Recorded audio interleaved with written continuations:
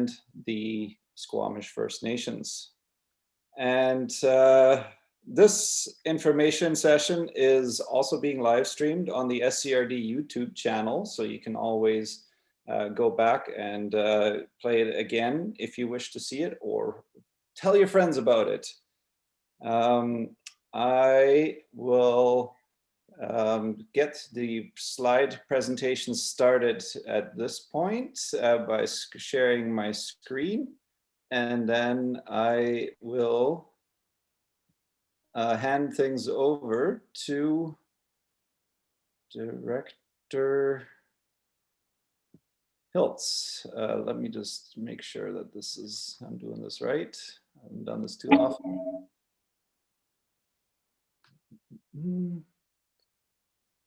Is this correct? Yeah, if you go through to slideshow, Director Theis, just click slideshow. So you're on your top bar there. There we go. Yeah, slideshow. Just go play from start. There we go. Perfect. All right, awesome. And I will bring this one. And this is Director Giltz. Go ahead. Thank you, Director Theis. Yes, my name is Mark Giltz, and I represent Area F, and I'm coming to you from what is known as Chukwep, which is in an area in the Squamish Nation. So this is slide 2, and the purpose of the information session is to, as you can see, to provide an overview of how far we've got into round 1 budget, which happened in February, and the taxation ahead, which is round 2, which is the next round. The projects which are being considered in round 2. And the aim of this information session is to answer as best we can why our taxes are going up, how much will we be paying for it, and what will we be getting for this. And let me just see, this is the third session, information session, of the first ever virtual budget information sessions. There was 2 other ones earlier, one on Monday and one earlier this morning, and they are available on the SCRD website, which is scrd.ca/budget. And I think that's my slide. And I'm turning it over to Donna for slide 3. Hi folks, I'm Donna McMahon, Area E Director. You probably thought there wouldn't be a test, but you're wrong, because I'm doing pop quizzes throughout the evening to keep you on your feet. You can put the answers to the pop quizzes in the chat or the Q&A, and also any other questions that you have related to the budget, because we'll take the questions at the end. So, and just to be very clear, the prize for winning the quiz is not a reduction of your property taxes. So, question number 1, of the 3 rural areas, Area D, Area E, and Area F, which is the largest in terms of area and which is the largest in terms of population? So you can think about that for a while. So we are now in between, well, now right on the screen there shows you, we're in between round 1 budget and round 2 budget. We have been through a lot of meetings. I got to tell you, lots, like 5 straight days of meetings and about 1,000 pages of budget information. Round 2 is where we will start tidying up all of our decisions on March 4th and 5th. And then we have to adopt our budget by March the 31st. That's a provincial rule, and we have no choice about that. I'm just going to take a minute to say something about apples and oranges here. One of the challenges of the SCRD budget is not only is each area different, but a lot of properties in the different areas are different. It depends what services you're getting. So like in my area on Fircrest Road, the folks have street lights and they pay a fee for those street lights, but nobody else pays that fee. And folks in Wood Creek Park who are on the septic system, they pay a fee for that septic system, but nobody else in my area pays that fee. So it's not just apples and oranges, it's apples, oranges, bananas, papayas, every fruit you can imagine is in this basket. It's like herding unicorns. It's really difficult, but we'll do our best to elucidate it. And now over to Andreas. All right. So what is impacting this year's budget? We have 109 projects that have been moved forward from 2020 to 2021. So some of the money that we're spending this year was already taxed for last year. But there are also over 100 projects that we've added to this year. We also are looking at some depleted reserves in a few areas. One of the reasons is because we actually took back some reserve contributions last year in order to lessen the blow of a COVID tax, or during the COVID tax time that we reduced our budget by reducing the reserves. And we have added some staffing. I've got to freehand this a little bit because I can't see the notes. That's why I'm kind of stumbling a little bit. But we've also added some staffing originally the plan was to add them for 2020, but due to COVID, we have deferred them into 2021. So we've got some staff coming online for some increased infrastructure replacement needs, as well as expanding some of our areas where we want to make sure that our strategic plan is being accomplished. And we also have some emerging issues. For example, for first responders, our fire departments are getting a fair amount of funding this year, mostly due to regulatory increases and that sort of stuff. COVID-19, of course, also a big influence. I will now hand things off to Mark for the next slide. Oh, you're muted. The word of the year. Yes. Thanks, Andreas. So I've got the next two slides. So just a reminder that the Q&A is the place to put questions. So if you see something on a slide and you have a question about it, pop it into the Q&A, and at the end we'll circle back and cover them all off. So this is a slide number 5.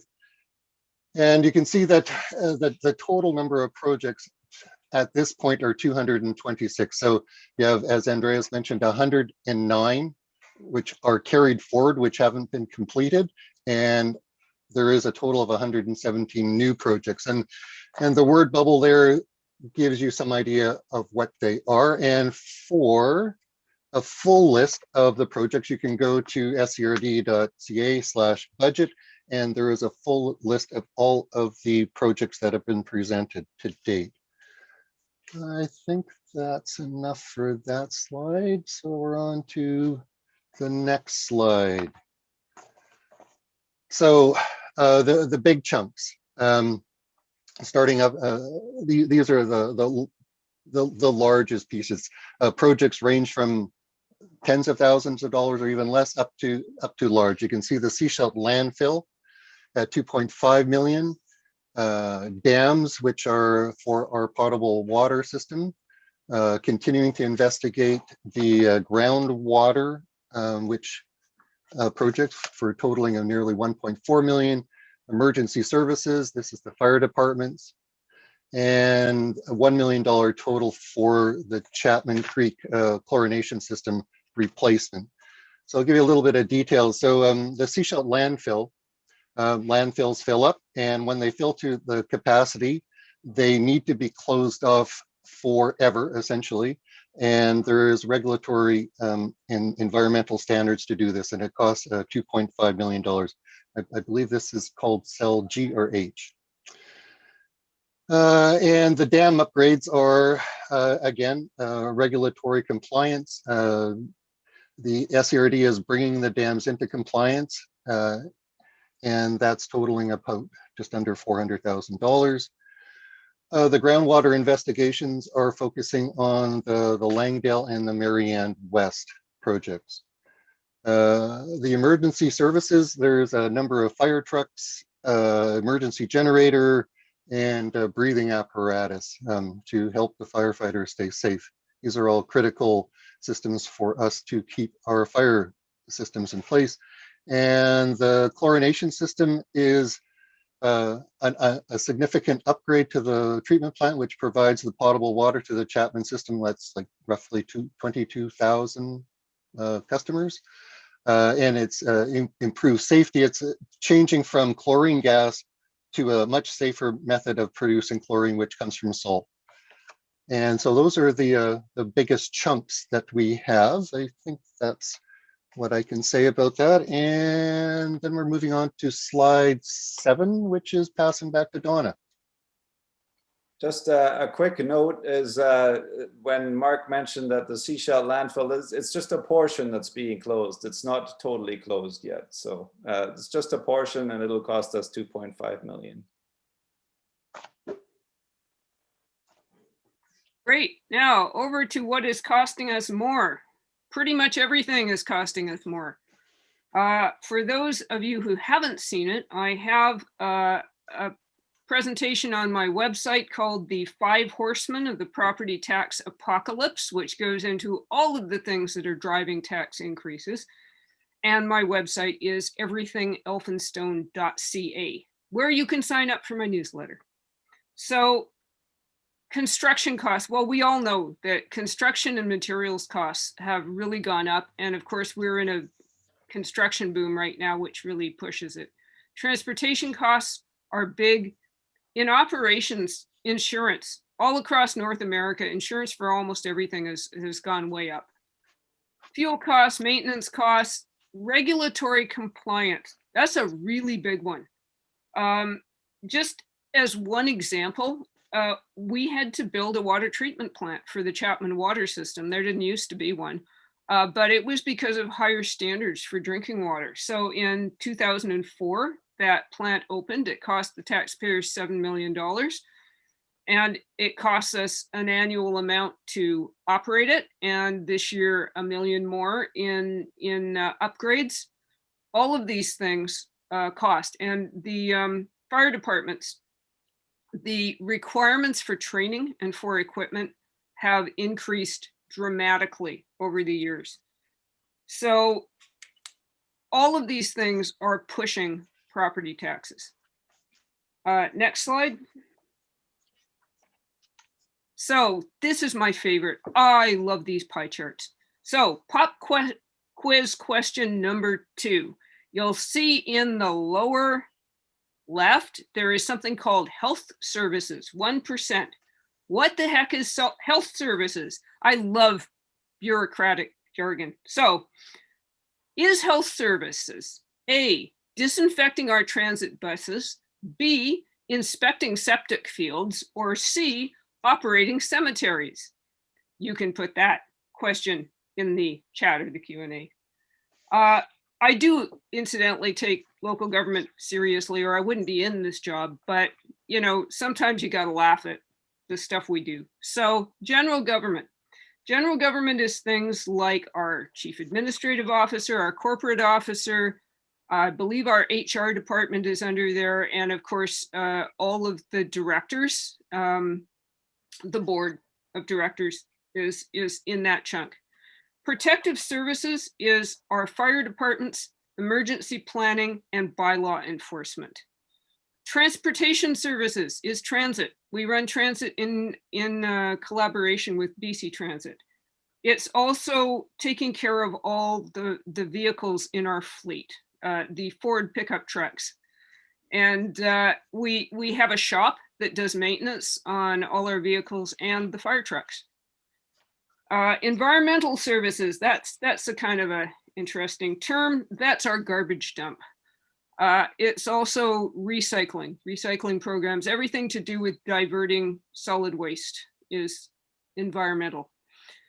Water and wastewater. Well, what goes in must come out. So water goes in, water comes out, and we handle both ends, at least for all of the areas that have small sewer plants. Planning and development is everything to do with zoning, with building inspections, with permits, with subdivision approvals, all that sort of thing goes through planning. And finally, recreation and cultural services is our recreation facilities, our parks, our community halls, and partners such as the libraries and the museums. And I think it's time to turn it over. Oh, no, I'm on one more slide. Yep. Tells you how And much I know. point out in the top left there, the total of $48.7 million. This is a big budget, folks. This is the biggest budget the SCRD has ever had. There's no getting around this. So here's our capital budget. That's where it's going to. Transportation is kind of pointing the wrong way, but it's only 1%. Protective services, that's mostly the fire departments, upgrades for fire trucks, fire halls, etc.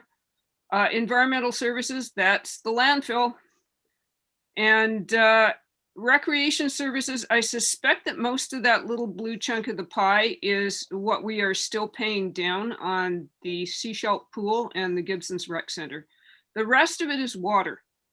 And I'm good with water. If you may remember in 2018, the last municipal elections, water was the #1 issue because we had just gone through a summer where we had stage 4 water restrictions. We need water for every reason. It checks every box. We need a robust and an abundant supply. You know, a week after we were elected, people were already saying, why don't we have more water? And the answer is it takes a while. But we are putting this lumbering beast in motion just as fast as we can because we need the water. And then over to Andreas. All right, let's have a look at where our tax dollars go in Roberts Creek. We've got roughly 36% going to recreation and cultural services, 7% going to general government, 23% going to protective services. That's our fire department. Then we've got our transportation services. That's transit at 15%. Environmental services, that's the garbage dump, which is, that should be part of another pop quiz question. Where is the Seashell landfill located?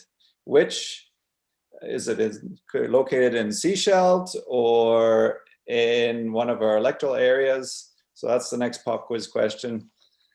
Health services, 0.33%, and planning and development services, 8%.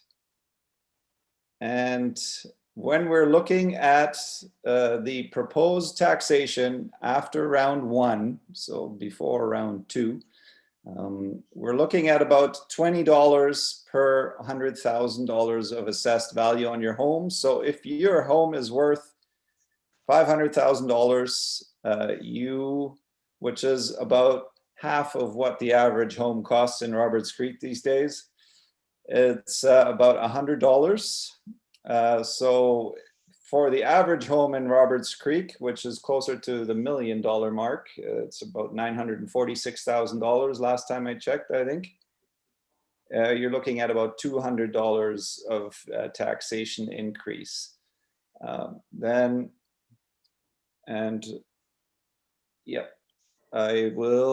think that's the next one going on to area E.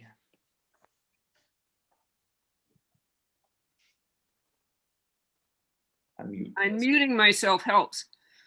Okay, this is where the area E taxes go. And it's a similar picture, except that a big chunk of our taxation does go to recreation. And of that 39% going to recreation, by far the largest share is the recreation facilities. We have 2 swimming pools and 2 ice rinks that we're paying for: the Seashell Arena, the Seashell Pool, the Gibson's Pool, and the Gibson's Rec Center.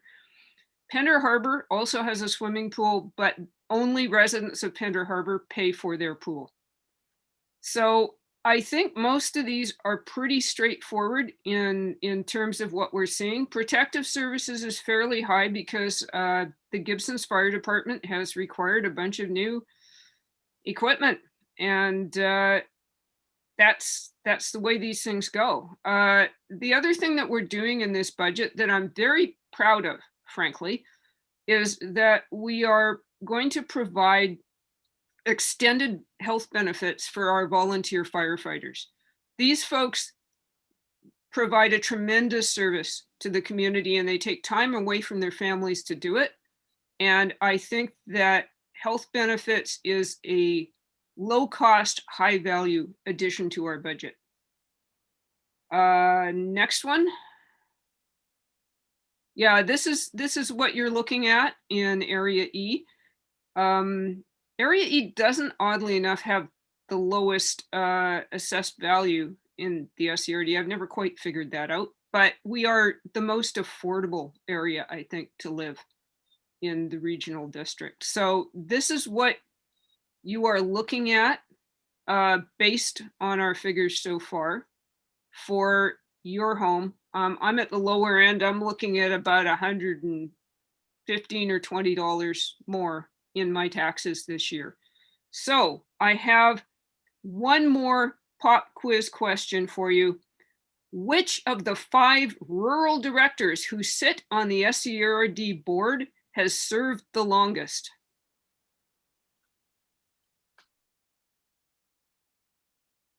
All right. Yeah, I also want to add a little shout out to the firefighters.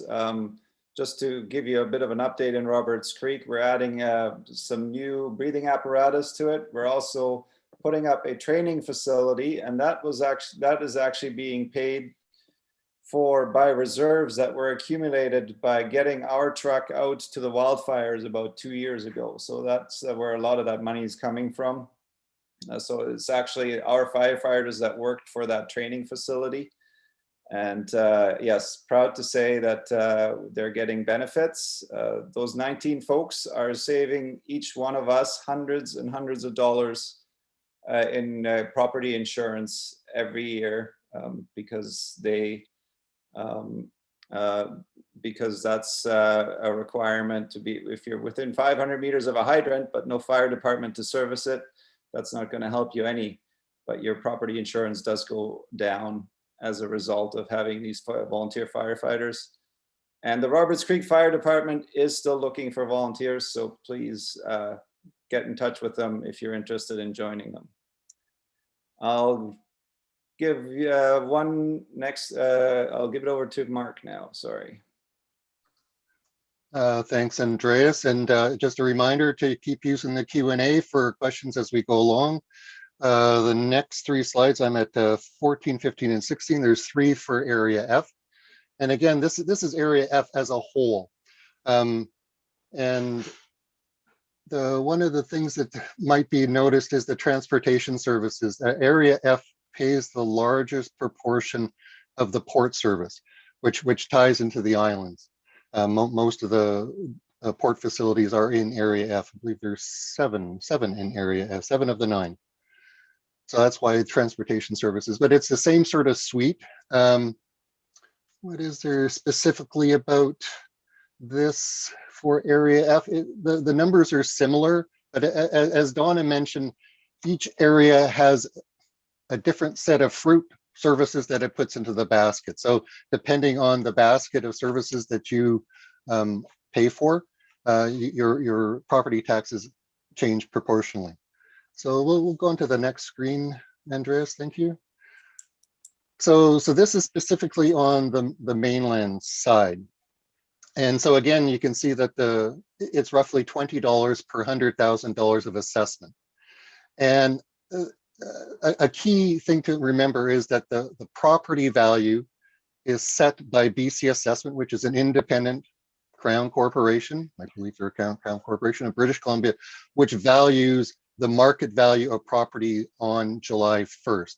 So this is a key piece to know, that it's the value of your property, both improvements and the land. So in area F, on a per $100,000, it's roughly $20.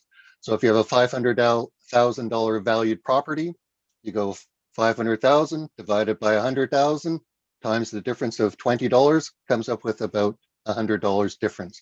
And going up to the top end at $1 million valuation, divide by 100,000 times 20 comes up to roughly $200 over 2020 for the 2021 taxation period. And so that's the mainland side. And then we have the islands. If we can go to the next slide, Andreas, thank you. And so it's quite a bit different in terms of the islands. You can see that the difference is $6.38 per $100,000. It's mostly because of the islands don't participate in a number of services such as fire departments, recreation facilities, recreation, fire are the principal ones that they do not participate in. So there's a significant difference. And the valuation of properties on the islands are also less than on the mainland side. So if you were a $500,000 house on property on the islands, $500,000 divided by 100,000 gives you 5 times your $6.38, so about a $32 increase over 2020 taxation, and ranging up as you go, as in further up $1 million, you'll be paying an extra $64 a year on the SCRD's portion of your taxation bill, which is only one portion of your tax bill. There are other, the SCRD does not collect taxes. The province collects taxes on behalf of the regional district, and then they remit it back to the province. The SCRD is not a tax collector. Let me see, is there anything else I can say about that? I think that will. I do want to note that with these property tax increases, that does not include our utility rates. Our utility rates are a separate item, and that water water and garbage are charged through our utility rates. For Roberts Creek, after round 1, it's a $100 per household increase roughly this year. So if you own a $1 million property, with one house on it, you will be getting probably $300 worth of tax and utility bill increases this year. I'm not sure where the figures are at for area E and F.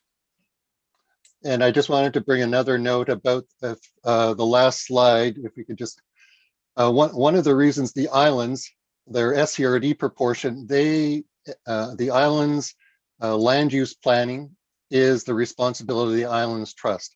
The mainland is the responsibility of the regional district. So that is another reason why the islands SCRD portion of taxation is lower. So the planning aspect is paid to the islands trust. Thank you. All right, so what is next? We are today at the information session stage. A round 2 budget will be happening next week, March 4th and 5th. And we will be adopting the budget by the end of March. What I would request that if you guys are interested in getting more into detail on the budget, go to our web page, scrd.ca/budget. As we mentioned before, every single budget item is on there. And because of the nature of regional districts where we have silos for every single service, we need to get feedback that's specific to what project, and if you want to cut it, which is the project you want to cut and why, or if you have anything specific there, please take a look at the project specifically. An overall need for cutting that kind of feedback doesn't help us very much, because as I said, it's all very much in silos. Recreation has a budget, transportation has a budget, and so on. So I will now hand things off to Aidan, who's going to be starting with a question and answer period. So once again, if you have any questions, please put it in the Q&A and we will get to them one at a time. Thank you, Director Ties. So the first question, we got a couple in here. Thank you everyone for getting involved. So the first is from Jim, and I'll just put this out to all directors at this time if anybody wants to answer it. Rather than add programs, projects and staffing, why didn't the board look at what programs, projects and staffing could be eliminated given the severe economic times we're experiencing? I'm happy to give it a go to start off with, and then I'll let the other directors chime in. The SCRD is in the business of providing services that are requested by the population to be, and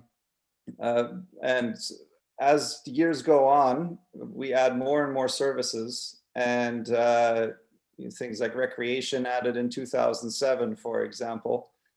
And it is up to the population to also reduce those services if that is the request. But in order to have that dialogue, there needs to be some kind of impetus to come from, yes, at times the elected officials, but most importantly, the population. So if we as a community feel the need to reduce some of the services that we're providing, that discussion can and should be had, but so far we've heard nothing substantial of the sort. I don't know if the other directors would like to chime in on that. Sure, I'll jump in, and if you could stop screen sharing, that would be, yeah, great. Thanks. Yes, absolutely. One of the challenges of being in local government is that a lot of our services have champions. Like I've made my views on recreation known, that I feel that our recreation facilities are very expensive. But every time I say something like that, a lot of recreation users email me and call me and are very unhappy because the pool users love their pool, the Gibson's pool, and they want more of it, not less. And the ice users, the skaters and the hockey players, they love their ice rinks and they want more, not less. So eliminating any level of service or reducing it is very, very challenging. And right now, everything is extra expensive because, of course, because of the COVID restrictions on recreation, we are delivering less service and it's costing more. And there's nothing we can do about that. We've got limits to how many people can be in the ice rink or the pool or the workout rooms, whatever. It's a challenge. What can I say? Mark, anything? In terms of why is it always adding and not taking away? For me, my role is the oversight of how the SCRD runs. And what I can say is that there is a professional, the professional bureaucracy, the professional civil servants go through a rigorous process of deciding what projects to put forward. These are not like fluff. These are necessary projects. And the economic times, I would say that in 2020, the SCRD did dramatically change its budget mid-stride in March. The original projected increase was around 12, close to 13%. And through adjustments based on recommendations from staff, that ended up roughly around 5%. And I think for me, the thing about can you go and reduce, what I see is there's a past, a present, and a future. The past has not been sufficiently maintained. That's such as the dams as one example, or looking for water wasn't done. So those are costs that need to be incurred now in the present. And and then we have to look towards the future, which is to make sure that these services are there for us into the future, this generation and the next generation. So I think the board and the professional staff are doing their best to manage a sustainable budget going forward. How do we keep it going? And the idea is eventually to try to make sure that it gets rid of the ups and downs and stabilizes it. And I think right now we are in this rebuilding of the foundation, catching up from the past, preparing for the present, and then leading to the future. So I think that's why things are not being reduced, because there's an ongoing demand from the public, because we all like to live here. This is what we need. This is, for me, this is the cost of living in a beautiful place like the Sunshine Coast. So I'll leave it there. Thank you. Okay, thank you. We got a couple more questions coming in here. So Donna has asked, are the water project costs coming out of water utility fees rather than taxation, so that people who are not served by the regional water service do not have to pay for these costs? So that's the first part of Donna's question. I'll ask the second part once you've had a chance to address that one. I'll start with one. If you do not receive the water service, you don't pay for it. If you're not in the fire district, you don't pay for fire, because if you phone 911, the fire engine won't come. Sorry about that. So that, I've just blanked. Okay, quick, somebody rescue me. my train just left the station. So yes, as I mentioned earlier, the water projects do get paid through utility rates, and only people paying that receive water from the SCRD are paying into that. So maybe we'll go to Aidan for the second half, and maybe Mark can answer that one. Yeah, second half was just, I think you started answering it there, Director McMahon. Are the firefighting projects particular to each area served by the different fire departments? I'm sure yes, each Town of Gibson's Area E and Area F have one fire department. Roberts Creek has its own, Half Moon Bay has its own, and Egmont has its own, and Seashell has its own. So each area has its own fire service. There is in the regional district, there is the emergency program is SCRD wide. So there are some services which are in the protective services that apply to the whole regional district, but for the most part, the fire services are within their areas. But at the operating level, there are mutual aid agreements between the various fire departments so that they can assist. But it is the funding is based on the area in which it's called the participation area. Perfect. Thank you. So the next one is for you, Director McMahon. It's focused on Area E. And Dougal is asking, where do tax dollars go? So speaking about the slide, and why are there no dollars going toward water despite the ongoing work at Marianne West, etc.?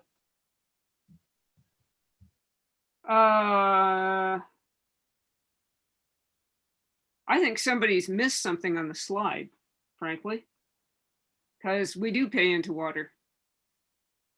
We do. There's two different ways that you pay. You pay through taxes, but you also pay through your utility bills. And on the utility bills, it's divided into a user fee and a parcel tax. And the parcel tax goes towards capital, and the user fee goes towards the operating costs of the service. But I'm going to get staff to check and see if water is missing from our Area E slide. Good catch. Water may be missing from area E because we were looking at property taxes and not the utility bills. So there's no water in the property taxes because all the water gets paid for through utility rates. I believe CEO McKinley there has something to add. I can give a tiny bit of context on the question on Marianne West. So Area E is serviced generally by regional water. So there might be a few limited properties that aren't serviced, but in general, it's serviced by regional water. So actually all participants of regional water pay for the Marianne West project. Perfect. Thank you, CL McKinley. So Don again has just asked, Andreas, you said that the utility fees will be about $100 more this year. Is that water and garbage combined? And Donna is also asking, what are the increases for each if you separate them? So yes, I do believe that's for $100 combined. I don't know the exact apportionment. I don't know, maybe staff can help out on that one. I seem to recall that the water has gone up by about 25%, but that doesn't help you with what apportionment to the $100 that is. Maybe Director Ties, I know that on our website we do have them broken out under scrd.ca /. Yeah, there's a great press release that has the utility rates and everything that goes into them. So if you go under scrd.ca /news, there's a great press release there that can help you out. Yeah, I can put the links in the chat here for that. So Gord is asking, why not have pool users pay for their use and not the people who never use them? So I'm not too sure who wants to take that one. Oh, I'll jump in because I find myself on both sides of this argument because I don't use the pool either. But having built recreation facilities, first, a lot of people feel that our recreation centers are very important to their health. Pools in particular, people who are not very mobile or who have health problems can use a swimming pool and do physiotherapy and get exercise in a safe environment. And a lot of people also use the workout room, for instance, at the Gibson's Rec Center.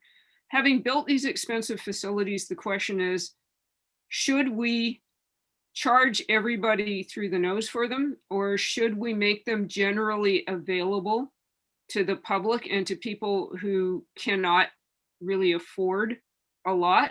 And I have to say that I think that we should be as inclusive as we can. It's a challenge. It's always a challenge. We do have a program, I forget what it's called right off the top of my head, but you can, if you are low income, you can get a pass to our recreation facilities for a very modest cost.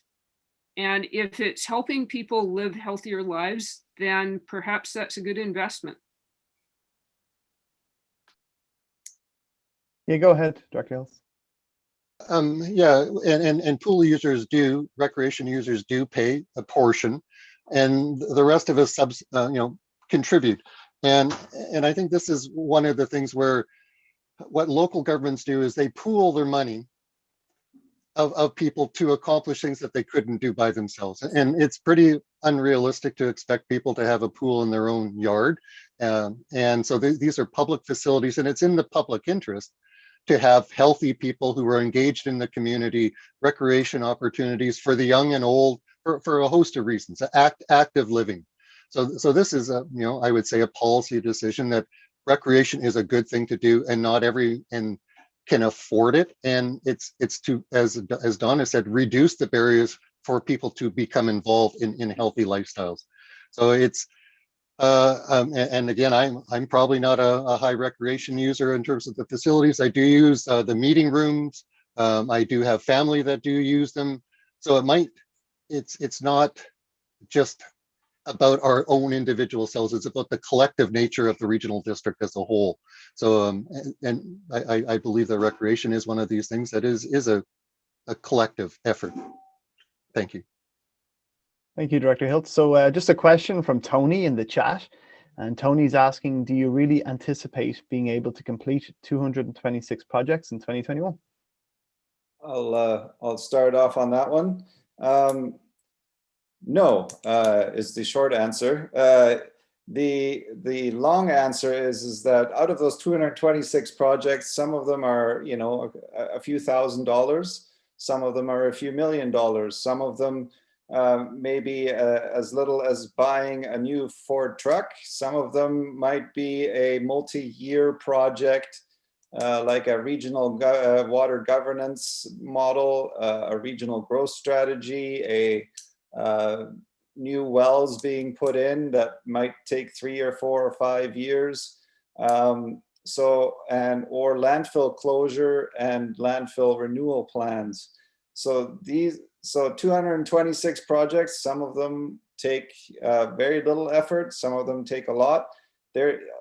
Whatever makes it on the budget are just projects that are not part of our regular cycle of doing government. So,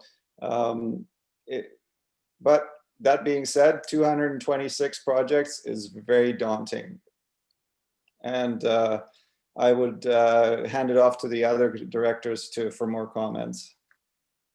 I'll just add that we get regular updates on all of these projects. I believe it's twice a year. Although, whatever, I don't actually remember off the top. We get some reports quarterly and some reports twice yearly. And so we see all these projects come across in an agenda package, and we can see how far along they are and what the status is. That's really helpful, by the way. So it stops me pestering staff with questions all the time, like, how's the Wood Creek sewer treatment upgrade going?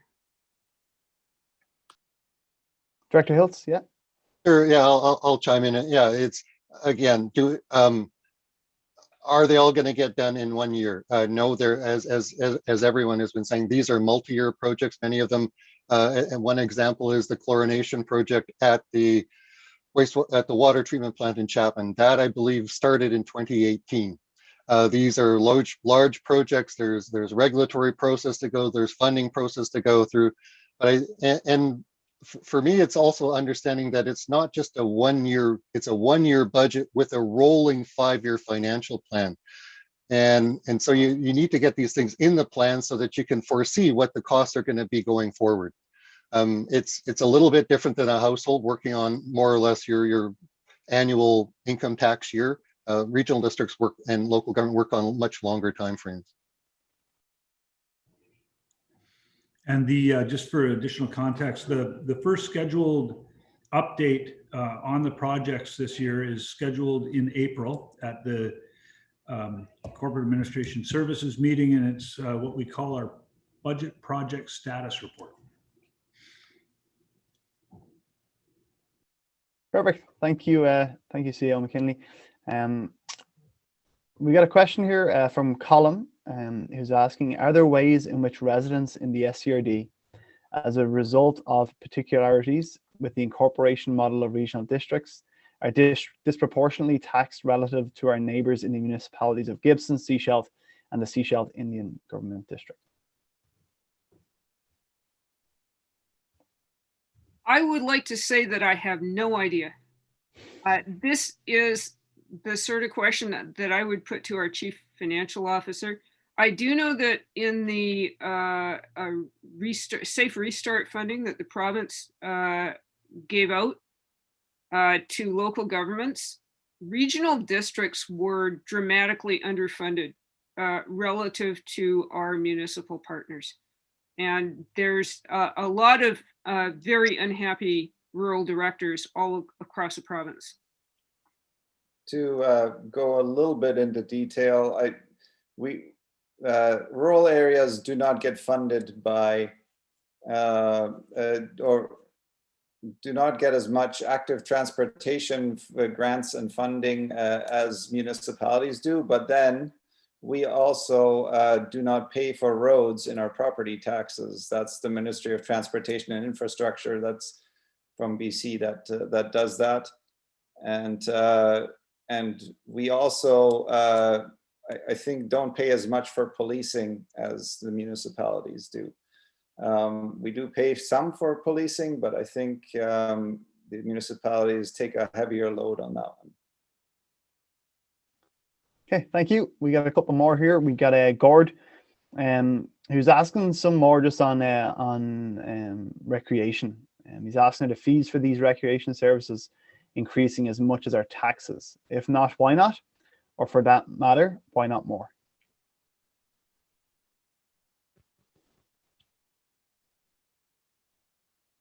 So I don't know who'd like to take that one on. I don't actually know, but I do know that we are looking at a review of the service levels that we're delivering in recreation.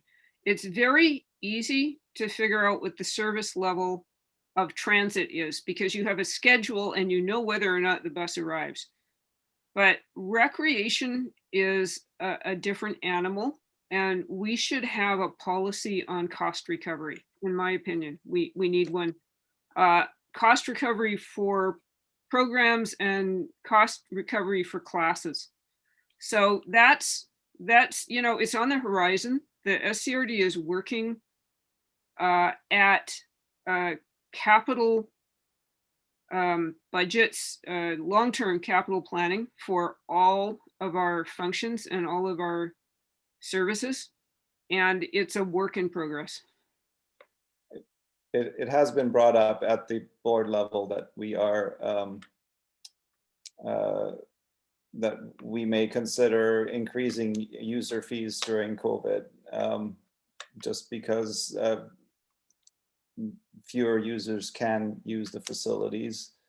And there's those that are passionate and that are using it, and that's great. But there has been that debate, and I think, but that's a future conversation to still be had.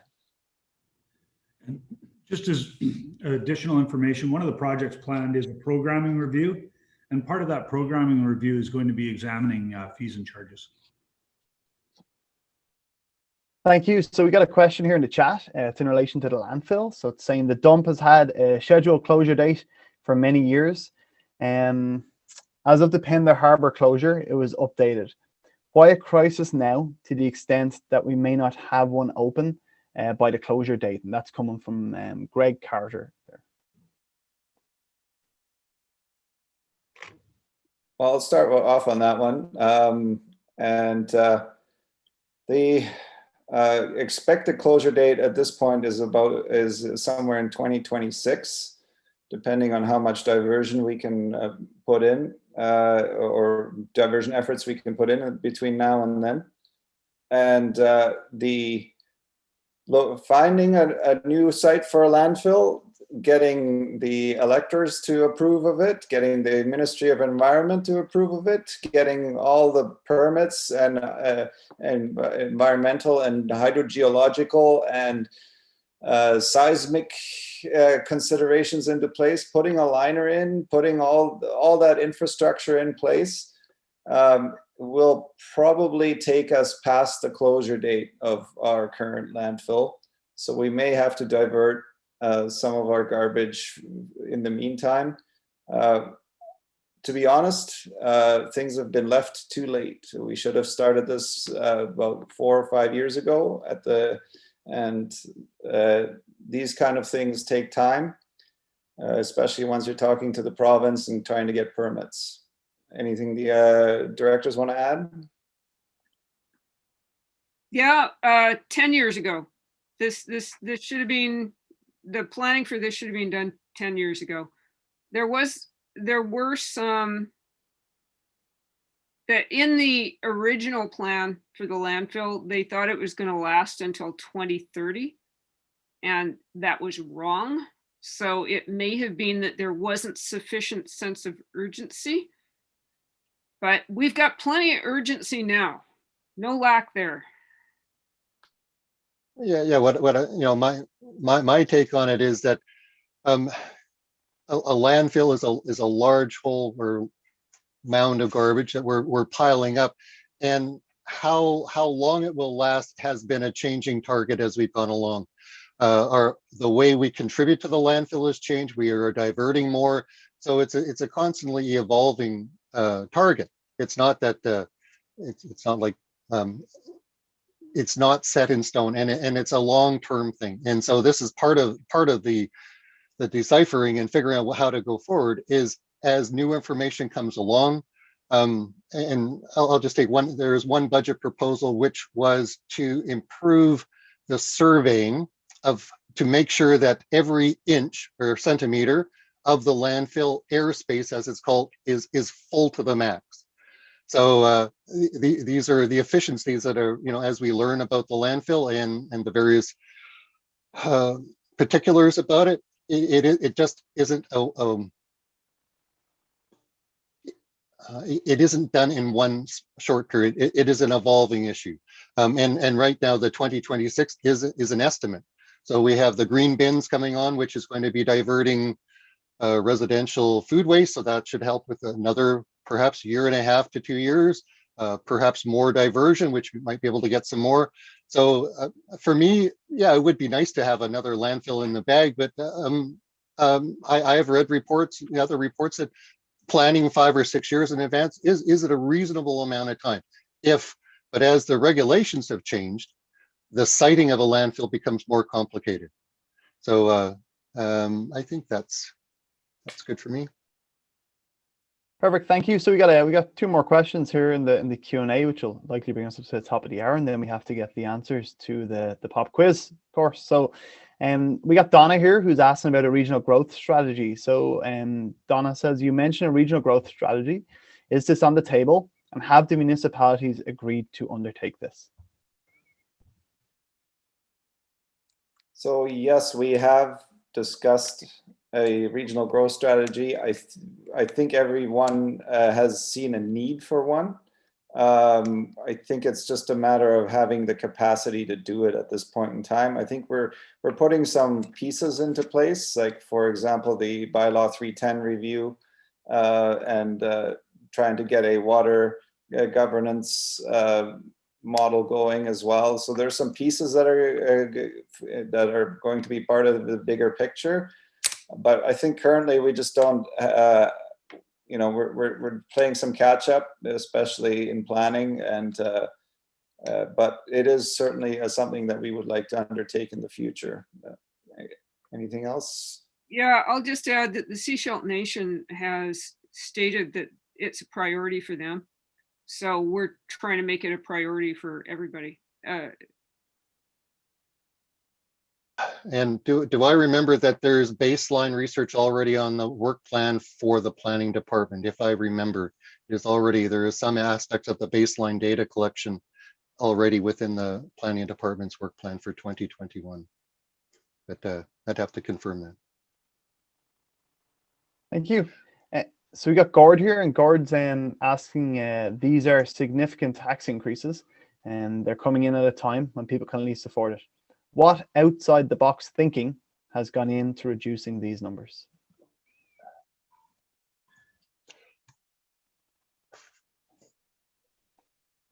What I outside of the box thinking in terms of the regional district, one of the things is this idea of economies of scope, which is being able to do one thing and solving 2 problems. So I think this is one of the things that the SCRD looks at, is how to improve economies of scope in terms of formulating projects and the scale of the project. So I think that's in some ways the outside of the box thinking, is how to achieve this. So that's one way it's done, and from the professional civil service is to figure out how to package up these projects in efficient ways. And one of the funny things about the regional district is you start to hear about 0.4 FTE here, 0.2 FTE here, and 0.6 FTE here, and it really is individual people that are doing different jobs. So there's efficiencies that are done that way, and I continue to see efficiencies that are coming that staff present. The planning department continues to improve processes in terms of planning. This meeting, I would say, is an example of process improvements that the regional district has done. It was ready to go pretty much with Zoom meetings before the pandemic had started. So this out of the box thinking has already been going on in my mind. I think the pandemic is accelerating it. So that's a couple comments. And I'll throw in that because of the pandemic, in part, the local governments here on the coast are collaborating more than ever before. And we're looking at wherever we have opportunities to share services or share costs. I'll give one extremely small example. The regional district is or was buying an aerator for lawns and playing fields, and it will be shared by all the local governments on the coast, and having a piece of equipment here that all the local governments can use and pay into is way cheaper than bringing in a company from off coast to do that kind of maintenance work. So staff are looking at these things, but honestly, you know, if people have ideas for where we can be more efficient, that's great. Send them our way. I also think that having our regional collaboration in the face of the province, especially when we go to UBCM, AVICC, when we show up as Team Sunshine Coast and have our collective asks, you know, those ministers are more likely to pay attention because we're coming together as a unified front. And I think we've been pretty successful at finding some good grant funding over the last few years as a result of this collaboration, and also making some progress where, you know, for example, Gibson's has done some water governance pieces that benefited the whole of the Sunshine Coast, and I'm sure we've done some things that, for example, we do cost sharing on the GIS systems with Gibson's as well. So these are sort of the collaboration pieces that maybe weren't in place before and are now. So that's certainly, I think, thinking outside of the box. And I think now we need to get to our pop quiz questions, and I'll answer the one that I put out.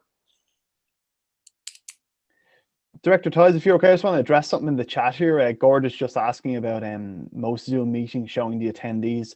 So we've actually set this up as a webinar. And it allows us, it's a much more efficient way for us to have questions come in and to moderate it in that sense as well. So yeah, so if you want to continue, Director Ties and Director McMahon, and I'll leave it to you guys to close off the session here.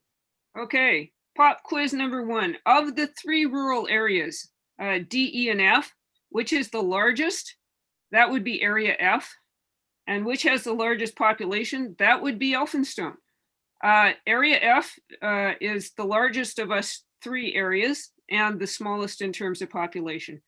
As for the whole regional district, the largest area is Area A. Elphinstone is puny by comparison with all the other rural areas. Now, question number 2, what is health services? Health services is cemeteries.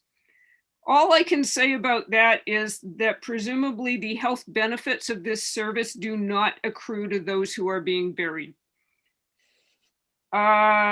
Next question was, where's the landfill? Over to Director Ties. That is in Area D, believe it or not. People think it's in Sechelt. No, it's in Area D. And the final question was a trick question. Which of the 5 rural directors has served the longest? We were all elected at the same time. We were all elected in 2018. All right. Where's the hospital? I believe that's, well, I think it's in the SIGD. Yeah, it was donated by the First Nation at the time. Yeah, that's correct. All right, I think that concludes it from our part. Aidan, do you want to? No, nothing to add. Just we're going to be working on a frequently asked question document, which will be taking some of the questions that were asked in this session, the one earlier this morning, and also last Monday's session too. So they'll be available on the website prior to round 2 budget.